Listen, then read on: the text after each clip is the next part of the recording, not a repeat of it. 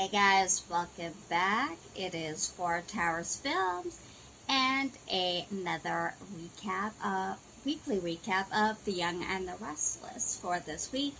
This is a very emotional week. It is the week that Young and the Restless says goodbye to Neil Winters and does their tribute to Christophe St. John.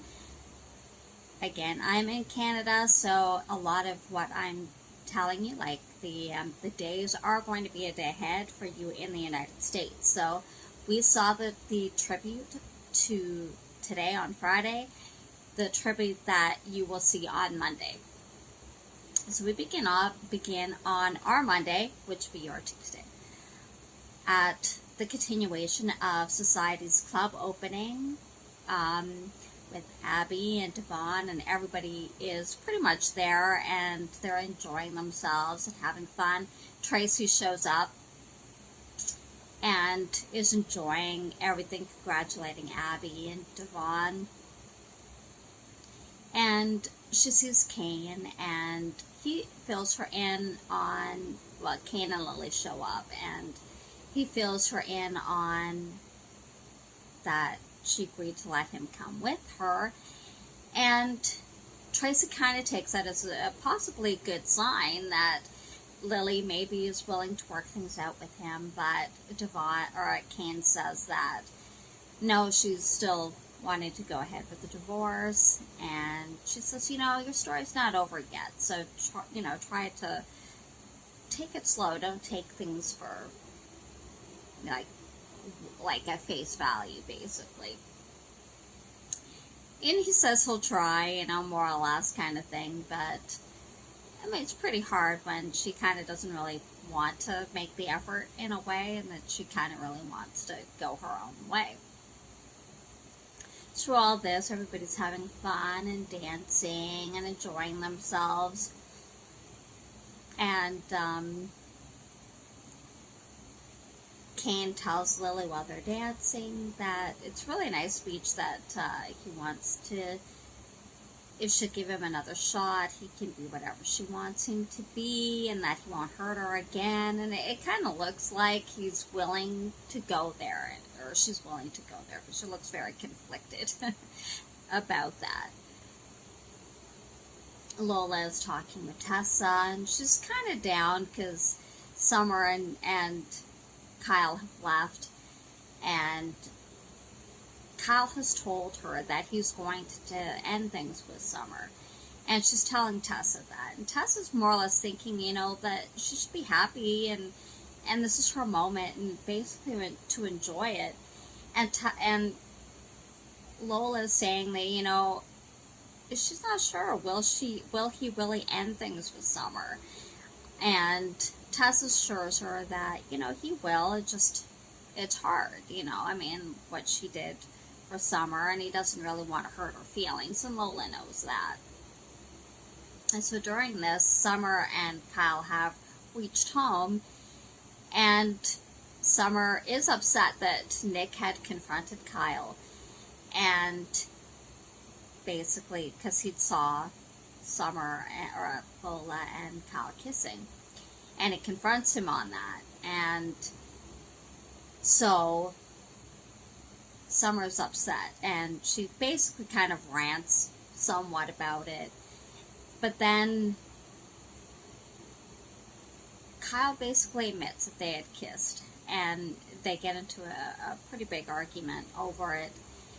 And he basically alludes to the fact that it's over, that he does love Lola, he does care about Summer, but he's not in love with Summer, and that, he thought he could make it work, and that he did want to see if they could make it work from there, and he did intend to make it a real relationship, a real marriage, but it just didn't turn out that way for him. He just couldn't get over how he feels about Lola.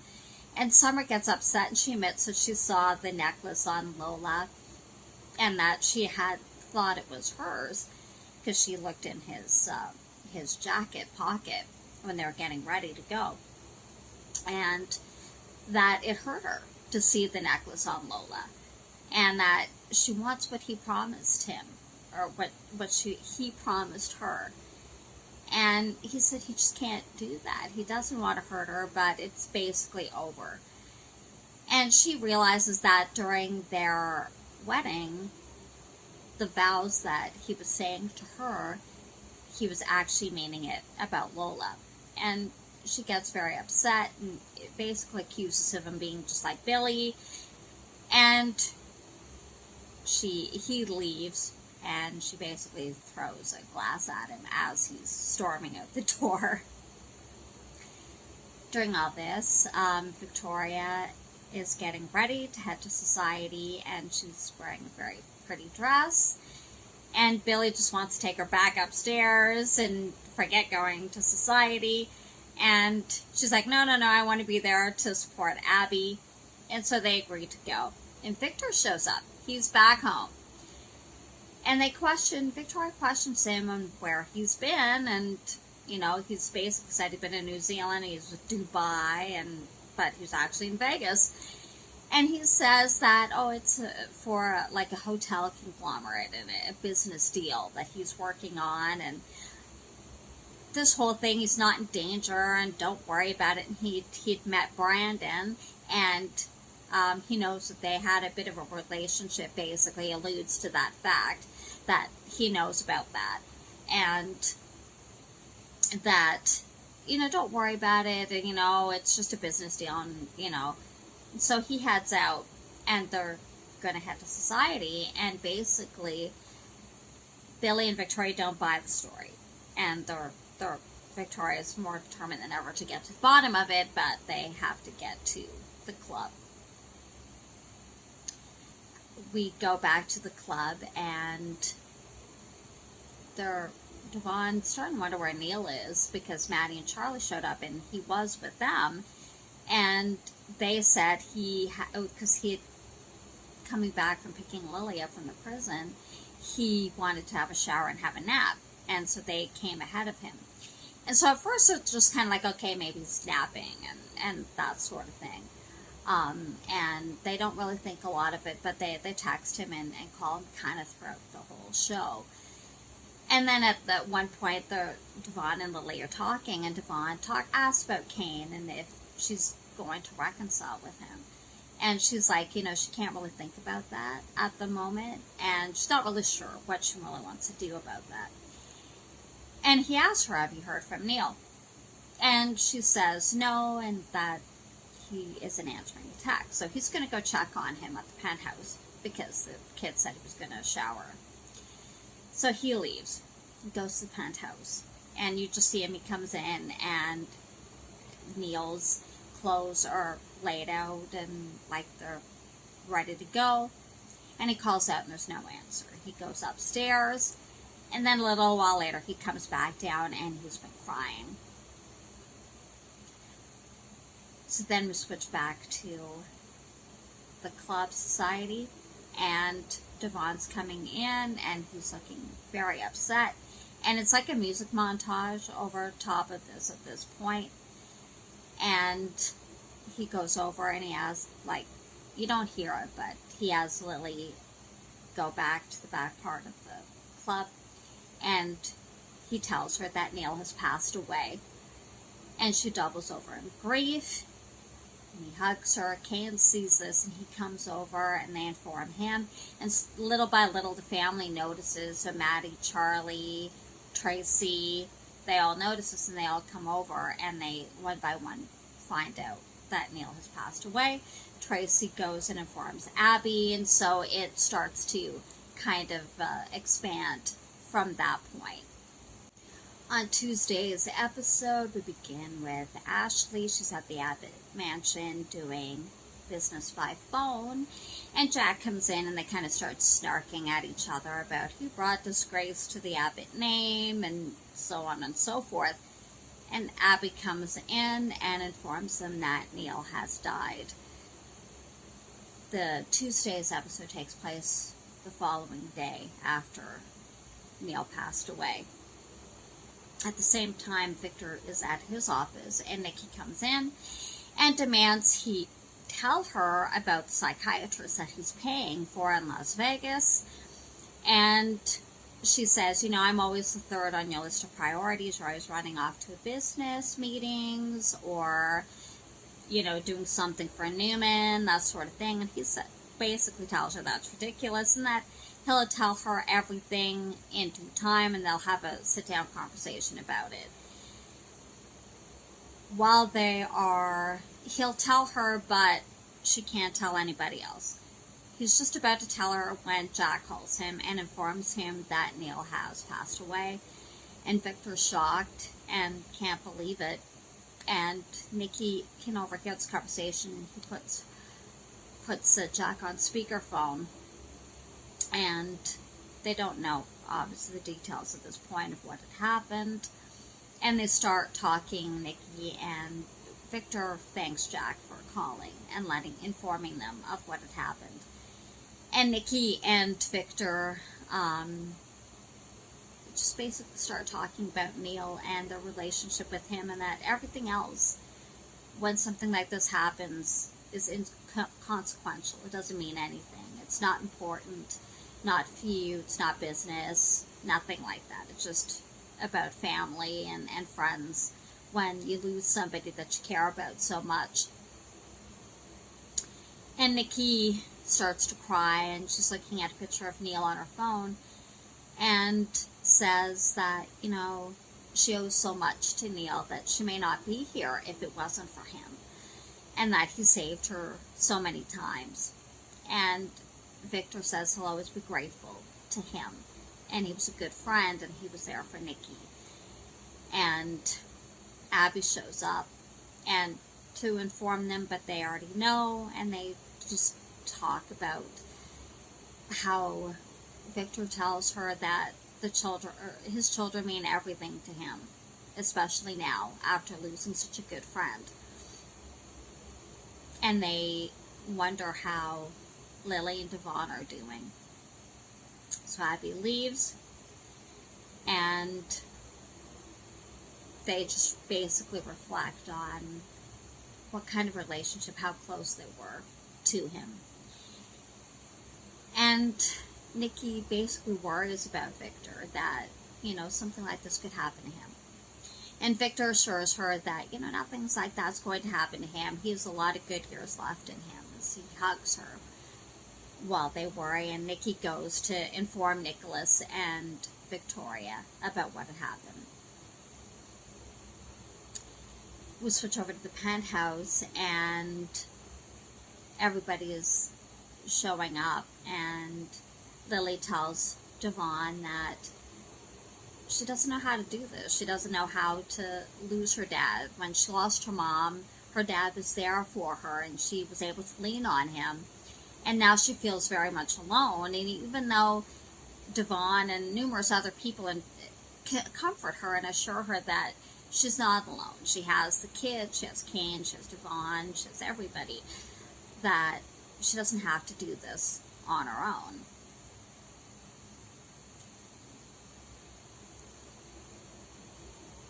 Nate is there, and Lily goes over to him and is upset and says, you know, how did you not know? There has to have been some kind of signs. Like, somebody that young and that healthy doesn't just die out of nowhere. What happened? There had to be signs. And Nate says, from everything it looks, because they'll know more once the autopsy and that is done, but they believe he died from a massive stroke, and probably peacefully in his sleep. Especially considering how Devon explained how he found him. He was sleeping. So he doesn't believe he was in any pain or anything like that. And at this point, they're not going to answer any phone calls. They're just going to let it go to email or voicemail, and they're just going to just deal with what they have to deal with at the moment. Kane says he'll make arrangements, the funeral arrangements for Neil's funeral, and Devon tells me he does have a package of what Neil wanted, should anything have happened to him. Maddie says that she misses her grandfather already, and they're just kind of different conversations going on that Devon wants to make coffee and Anna wants to do it for him, but he says he needs to do this. And more or less, I guess, to feel normal, like the act of doing something. And Anna says, I mean, it's a lot, though. You don't have to be strong. Like, you just lost Hillary within the last year, and now your dad. And he says, I know, but I have to be strong. And he feels somewhat responsible because he's part of the reason why Lily went to prison. And Lily overhears that, and she gets very upset. I mean, she's like, no, that she killed their dad because of what happened. She had killed Hillary, and she also killed their dad, and she runs out very upset, and Kane goes after her. At the Abbott house, Ashley and Jack are talking about their relationships with Neil and how much he meant to them, and Ashley says, they got really close before she left, and she always thought there'd be more time, and that she wished she had called him while she was gone and kept in contact. And Jack basically says to her, it's not your fault. Like, you didn't know. How were you supposed to know something like this would happen? And Ashley says, but that really shouldn't matter. We really need to keep in contact with people that we love. And that she really wishes she had done that. It's her one biggest regret out of the last few months. And they talk about Neil's relationship with Malcolm and how they fought even though they were half-brothers. And he hopes that Malcolm knows that Neil loved him and that Neil knows that Malcolm loved him. And they kind of realize that there's a parallel with their relationship, and they decide to call a truce and show that they love each other, that none of this other stuff really matters when it comes to family, and so they embrace. At Crimson Lights, Mariah and Tessa are talking about it, and Mariah wonders what they should put on GC Buzz about it, and should she talk to Devon about it, and Tessa tells her, not right now, give it time, give the family time to absorb this news, and, you can bring it up to them later kind of thing. And she agrees that that's probably appropriate, that maybe she'll come up with something and she'll bring it up to Devon and see what he thinks later on at a later date. So Mariah goes to the penthouse and tells Devon, explains to him about what she's planning to do, and that she'll write up something, and then when he is ready, he can approve it. He agrees to that, and she tells him if there's anything else that she can do, please let her know, and he appreciates that. And they just talk about how much loss Devon has gone through in his life, with Drew, losing Drew, Hillary, now Neil, his unborn child. It's a lot to deal with, and Mariah says, I hope you know that you have us to lean on, and you're not having to do this by yourself. And he appreciates that. And she says that she can stay with him if he wants, but he says he really kind of wants to be alone. So Mariah leaves, and he turns around, and the spirit of Neil is standing by the bar area, and he says to him, why did you have to leave us? I need you, and I love you. And really pours out his heart to him. And then when he looks again, the spirit of Neil is gone. Kane finds Lily sitting in the sunroom area of the coffee house, and he sits down and tells her she's not to blame for Neil's death. It's just something that happened. It was just a stroke. It could have happened to anybody, basically.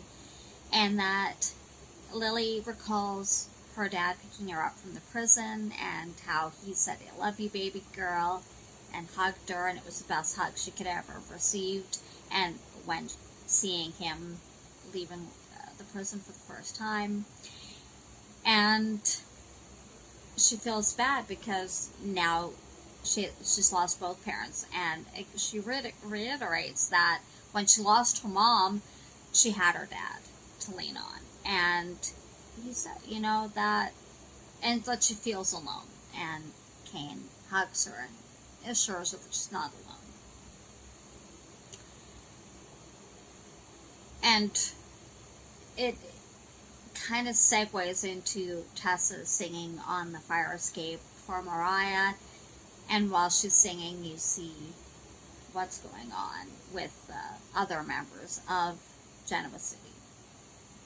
On Wednesday's show, it is the beginning and the funeral episode for Neil Winters. And it starts off with, you can hear Anna singing Amazing Grace through a whole montage of all the different characters getting ready to head to the funeral. With Lily at her house looking at the cards and the flowers that were delivered there from well-wishers. Jack and Ashley heading out the door, and Jack looking at a sobriety chip, Nick showing up at Sharon's place and them hugging, Phyllis getting ready at her hotel room, Billy with Jill and Victoria getting ready, and finally Malcolm showing up at Devon's condo and hugging, and then it heads to the church. At the church, Devon comes in and everybody's trying to get ready, and Anna's singing, and everybody takes their seats. And Devon takes the podium and stands in the doorway and crying, and everybody takes their seats. The service begins with the Reverend, which is actually Christoph St. John's good friend Stan Shaw in the role, and he gives a very moving eulogy and talking about Neil and the sense of abandonment and confusion that comes from a sudden death such as this, when it's not expected, and of such a good person, especially when they're very young like this. And he says that Neil made Genoa City a better place, and all the people in it. That he was there for everybody, and that everybody will always remember him and take a piece of them, basically, with them in their heart from here on forward. More or less that he can live on in everybody's memories. And in the pews, you see pretty much every member of the cast and all the characters there from Genoa City, as well as Leslie, Sophia, and Moses, as well as Malcolm, are all in the pew and listening and crying as the Reverend speaks. Lily gets up to speak, but as she's coming around the pew, she just can't do it. She breaks down and sits back down. And instead, Malcolm gets up to speak, and he reaches out and touches the portrait of Neil that they have by the coffin. And he starts to speak, and his voice catches. And you could tell it's real emotion from the entire cast, because many of them are actually really good friends with him in real life. So it adds a real sense of realism to it. And it was a very beautiful ceremony. So Malcolm is talking about that he shouldn't be here doing this. This shouldn't even have to be done for somebody so young and vibrant as Neil. Shouldn't be gone. And he reflects on the time with his brother, and that they didn't always get along. And that he wishes he'd listened to him more, and that he hopes that he knew that he did love him. And he says that it's times like this that his brother would know what to say. He'd give a big, profound speech, and everybody be raptured, basically. And he'd know how to comfort people, but he says he just doesn't have the words like his brother does. And he recalls his jokes and basically what a special person he was to everybody.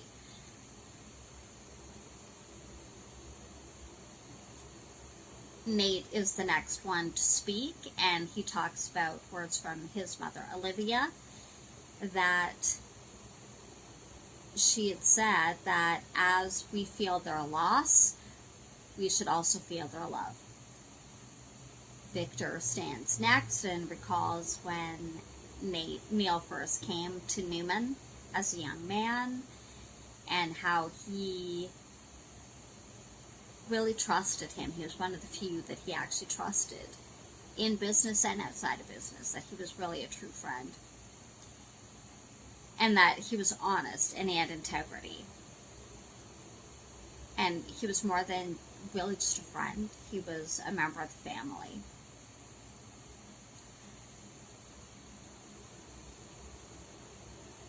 Jack comes up and speaks of his generosity and talks about the Abbott Winters Foundation and how it has saved so many lives, that when Neil came up with the idea, and that they really wanted to help others the way they had been helped and to pay that forward. And that the foundation has received a lot of emails since he had died, and people informing Jack and the other foundation members just how much Neil has really helped them in their lives, and that their lives are much better because of what he had done for them. Devon is next, and he talks about Neil as a father, and that he was basically the best friend he'd ever had. And he recalls that Neil didn't really like him at first, but he never really gave up on him. That, well, Devon, like, they just didn't get along very well at first. He was, a very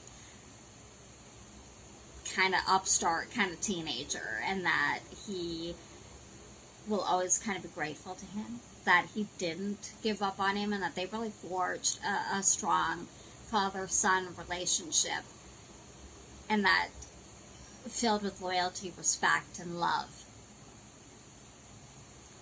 And that he, even though he doesn't have his DNA, it doesn't really matter, that it was his father.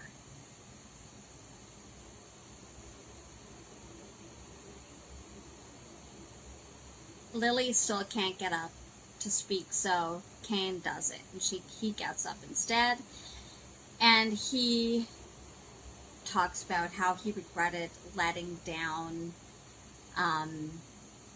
Lily and Neil more than once when it comes to Lily, because he promised him that he'd protect her heart, and that he'd always love her, and he'd never hurt her, and that he always believed in second chances, and that he believed that Cain could become the father and the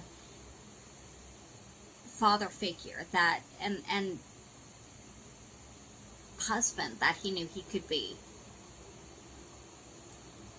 And he talks about when Neil lost Drew and the strength that he showed in that, and that he doesn't believe he ever really got over losing Drew, but that he carried on for his children, and because he had to, and he had kids he had to look after, and he still had the life he had to live. So as he's talking, with encouragement, they get Lily up to speak, and she cries, and that she was excited to see him for the first time coming out of prison, and that he was there, and she doesn't know how to do this without him. She says about when she lost her mom, he was there for her, but how is she going to go on with after losing both parents? And she's afraid that she's always going to feel this way. It's never going to go away. And she feels alone. And talks about recalling she loved how he laughed and his strength, and just how if you were falling apart, he could pull you back together. He could pull the pieces of you back together and make it all right again. Once Lily's finished speaking, the Reverend comes up and talks, and that there'll always be grief, but there'll be memories as well. There'll be joy. There'll be happiness when you think of him. It won't always be sad. That the sadness will, not that it won't go away, but it will fade over time, and that they'll be able to think of him with happiness and joy instead of just by grief and sadness. So once the ceremony is over, Neil thanks everybody for being there, and that he's grateful that everybody loves their dad and that he's glad that they came. And they all talk and mingle, and Leslie tells to Devon that he was one of the best men that she'd ever known.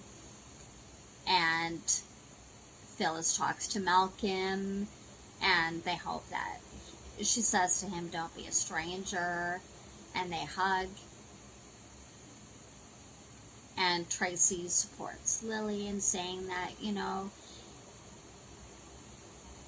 the ache will go away, that she won't always feel alone, that will pass, that will fade, and that she does have friends, she does have family, and that she can lean on them, and she can lean on her if she needs to, and lean on Kane. He wants to be there for her, and so does her family, and to lean on them. Don't shut them out.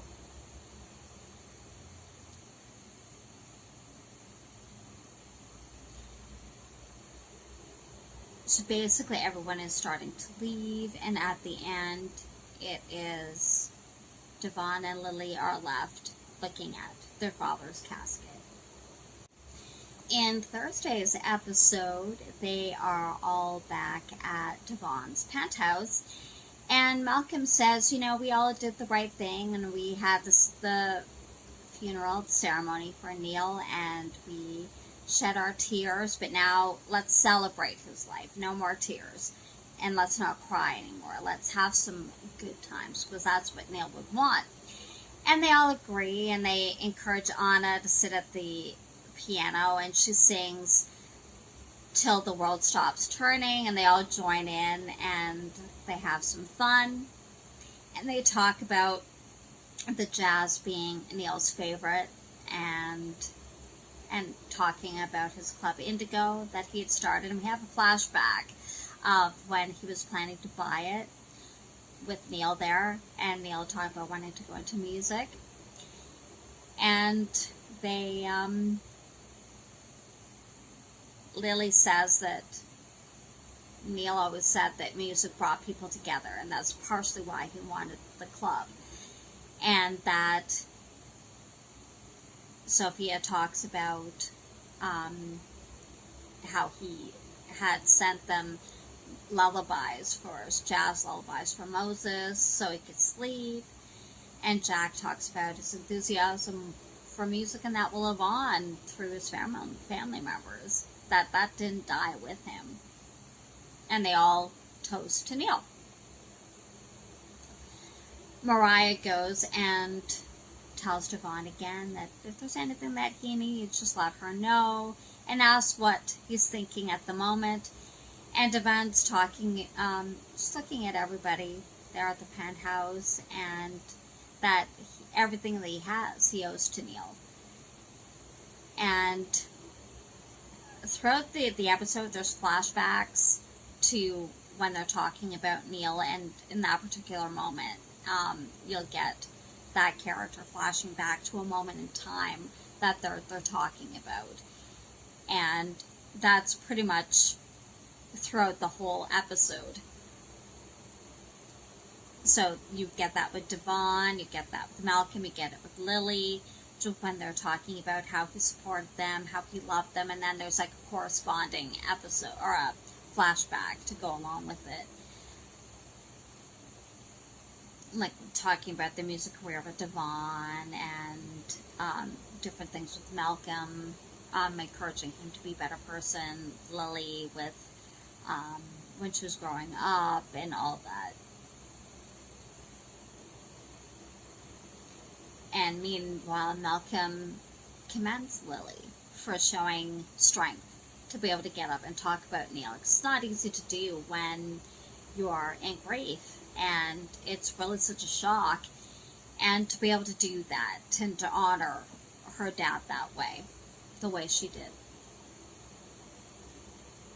Billy comes and embraces Lily and tells her he's sorry for her loss, and that he's glad she saw her dad one last time before he passed, and under happy circumstances.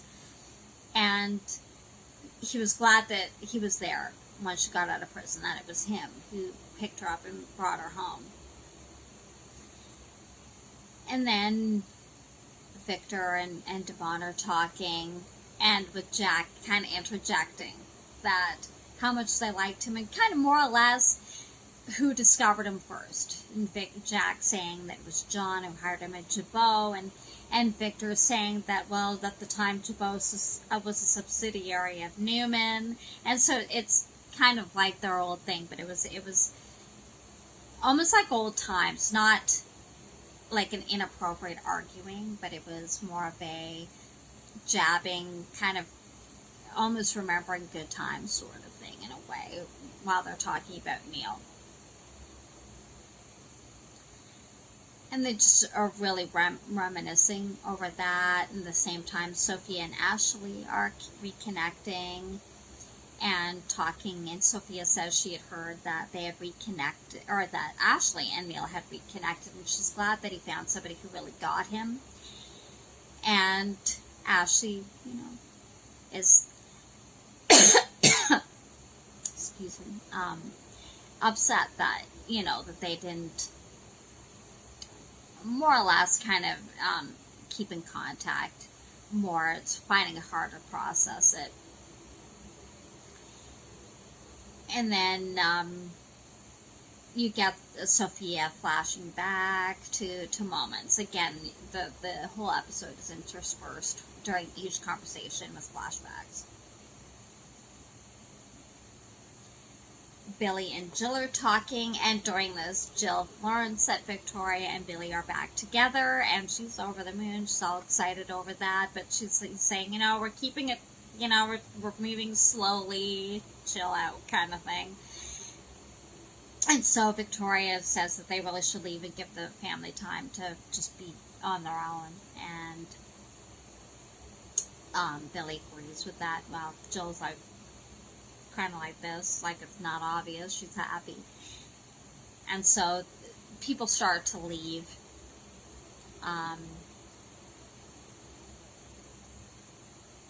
Where they're all kind of acknowledging different things, of like Nikki and Sharon and Lily talk about how Neil never got over Drew, and Nikki has a flashback of how close and how loyal of a friend he was. And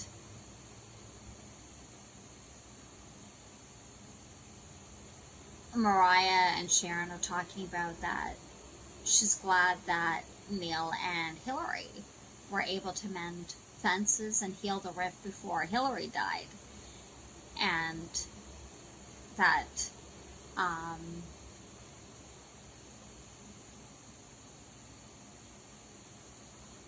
it makes it better, not better, but that there's no unfinished business there. So people start to leave, and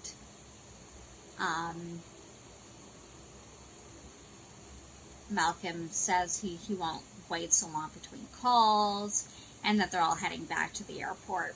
So they all hug, and everybody leaves, leaving just Yvonne and Anna. And she agreed, do you want to talk, and we can, I can help you clean up, or we could just sit. And he says he just really wants to be alone. And she agrees, and she goes upstairs. And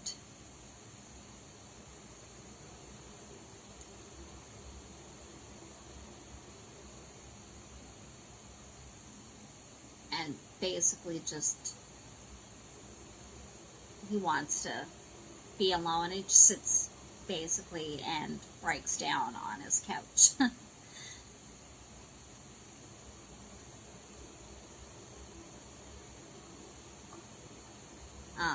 As he's crying, Elena comes in. You're wondering where Jet and Elena were the whole time. And she just comforts him while he's crying. Nikki and Victor show up at Newman Enterprises, and he informs her he's leaving again. And she goes, "What? You can't leave now? And where are you going?" He doesn't tell her where he's going. And she goes, "We were going to have a conversation. You're going to tell me what's going on." And he says, "I can't do that right now, but I'll do that when I come back." But everything will be revealed in due time. Just be patient. And he leaves. At the Ashby house, Kane and Lily are talking. Kane says you should stay here, relax and basically just kind of heal. But she says she's leaving first thing in the morning. And she remembers one thing that Neil had said to her, that he wanted her to be happy and fulfilled. And Kane says, you can't do that with me. And she doesn't answer and walks away. The show ends with Krista Khalil and Brighton James asking viewers to join them on your Monday's episode for a very special tribute to Christoph St. John. Our Friday's episode, or your Monday episode, is the tribute to Christoph St. John, and it was very beautifully done, and basically it just follows the progression of his career, and it intersperses part of the interview that Christoph gave for the anniversary episode for YNR, and with flashbacks from the years that he was on there, basically over 37 some odd years that he was there. And he recalls when he was hired, to the audition process, and each of the set there's cast members. So at Devon's penthouse, you have the Winters Ashby family, along with the actress who played Drusilla, Victoria Rowell, and then at Crimson Lights is Paul and Christine, or Laura Lee Bell and Doug Davidson. And then same with at Sharon's house, or Sharon, like all the way to the Newman Enterprises. And each of the cast members take turns talking about really how their relationship with Christoph was, along with flashbacks. Shamar Moore is there, and he talks about his audition when he first came in to audition for Malcolm, and that he was scared, and he had his sunglasses and a baseball cap on, and he was nervous, and he saw Christoph in the hallway, and Christoph saw him, and Shamar's like, that he was kind of dumbstruck or starstruck to see Shamar, or to see Christoph, and that Christoph made him feel really welcome and said to him, I gotcha, and that, keep wearing the sunglasses, I know you're nervous, and that. And he did his audition, and that Shamar, when they asked him, what do you think? And he said he wanted the scared kid with the sunglasses and the baseball cap to play his brother. And you used to see a lot of flashbacks with Malcolm and Neil, as they're talking about what kind of an actor he was, that he really gave his all, and that it didn't feel like he was acting, that he was that kind of an actor, that he had a lot of passion, and he could really elicit those kind of emotions. And Crystal Khalil says when she was acting opposite him, it wasn't like she was acting to Neil, it was like she was talking to her real dad. And Brighton, Brighton James reflects on when he first came on the show, and that even when Christoph said that, it was something else to, he was a big Family Matters fan, and that it was fun to act against Brighton, and that this was his son on the show. And so it goes there how they really felt about him, and they kind of divided the whole show into how he played the father, to how he was a scene mate, to when he was in the relationships, and each of the actors who were in those scenes with him described what it was like to be in those scenes and how easy he made it seem. And they also talked about kind of what a goofball he was and how he could joke around. They showed some outtakes from the show, with him joking around and some of the bloopers that happened on set, and how they just really enjoyed being a cast, and that the cast is really like a family, and it really shows through the whole show. How well they really get along with each other. And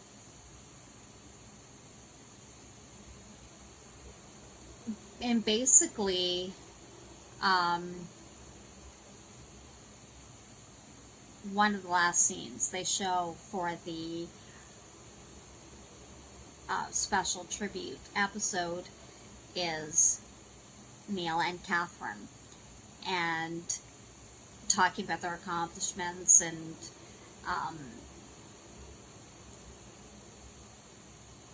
it was when they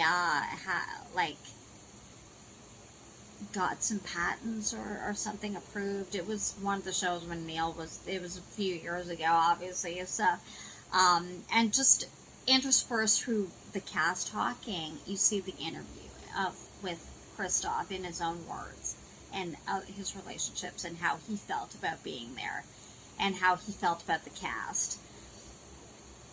And one of the last things you saw is Laura Lee Bell, and she has a picture of her father and Bill and Christoph, and she hopes that they're both up there together, and basically happy with really this legacy that they built, and that he hopes that they're together, basically.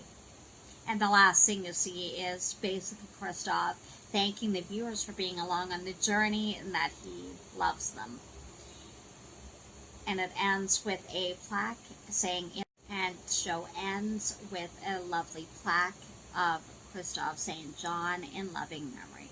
Thank you for watching. Give it a thumbs up. Don't forget to subscribe and hit the notification button. And we will see you next week for another week of Young and the Restless. Thanks, guys. Bye-bye.